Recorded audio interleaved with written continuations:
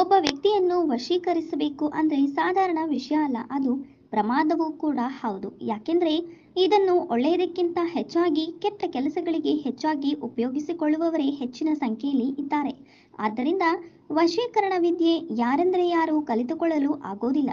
ನಾವು ಹೇಳುವುದು, ನೀವು ಒಳ್ಳೆಯದಕ್ಕೆ ಉಪಯೋಗಿಸಿದ್ರೆ ಎಲ್ಲ ಒಳ್ಳೆಯದಾಗತ್ತೆ, ಕೆಟ್ಟದಕ್ಕೆ ಉಪಯೋಗಿಸಿದ್ರೆ ಎಲ್ಲ ಕೆಟ್ಟದೇ ಆಗತ್ತೆ. ಇನ್ನು ಜ್ಯೋತಿಷ್ಯ ಶಾಸ್ತ್ರದಲ್ಲಿ ನಂಬಿಕೆ ಇದ್ರೆ ಇದನ್ನು ಪರಿಗಣಿಸಿ, ಇಲ್ಲ ಅಂದ್ರೆ ಬೇಡ. ನಾವು ವಿಳೆದೆಲೆಯನ್ನು ತುಂಬಾ ಪವಿತ್ರ ಎಂದು ಭಾವಿಸಿ ದೇವರಿಗೆ ಉಪಯೋಗಿಸ್ತೇವೆ. ಆರೋಗ್ಯದ ವಿಚಾರದಲ್ಲಿಯೂ ಈ ವಿಳೆದೆಲೆ ತುಂಬಾ ಒಳ್ಳೆಯದು. ಇನ್ನು ಮನೆಯಲ್ಲಿ ಈ ವಿಳೆದೆಲೆಯನ್ನು ಬೆಳೆಸಿದರೆ ಸಾಕು, ಯಾವ ರೀತಿಯ ನೆಗೆಟಿವ್ ಎನರ್ಜಿ ಕೂಡ ನಿಮ್ಮ ಬಳಿ ಸುಳಿಯುವುದಿಲ್ಲ.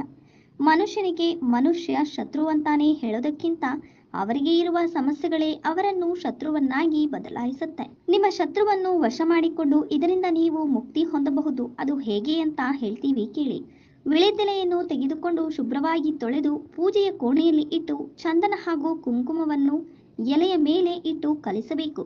ದುರ್ಗಾಮಾತೆಯ ಎದುರು ಕುಳಿತುಕೊಂಡು ಚಂಡಿ ಸ್ತೋತ್ರವನ್ನು ಪಠಿಸಬೇಕು. ಆ ನಂತರ ಆ ಎಲೆಯಲ್ಲಿ ಕಲಸಿದ ಮಿಶ್ರಣವನ್ನು ತಿಲಕವನ್ನಾಗಿ ಇಟ್ಟುಕೊಂಡು ನಂತರ ಒಂದು ಪೇಪರ್ ತೆಗೆದುಕೊಂಡು ನಿಮ್ಮ ಶತ್ರುವಿನ ಹೆಸರನ್ನು ಬರೆದು 3 ನಿಮಿಷ ಆ ಹೆಸರನ್ನೇ ನೋಡಬೇಕು. ನಂತರ 15 ಬಾರಿ ಮಾಡಿ ಎಲೆಯನ್ನು ಭದ್ರವಾಗಿ ಇಟ್ಟುಕೊಂಡ ನಂತರ ಹತ್ತಿರದ ನದಿ ಕೆರೆಯಲ್ಲಿ ಬಿಡಬೇಕು. ಹೀಗೆ ಮಾಡಿದ್ರೆ ನಿಮ್ಮ ಶತ್ರು ದೂರವಾಗಿ ನೀವು ಪ್ರಶಾಂತವಾದ ಜೀವನ ಸಾಗಿಸಬಹುದು.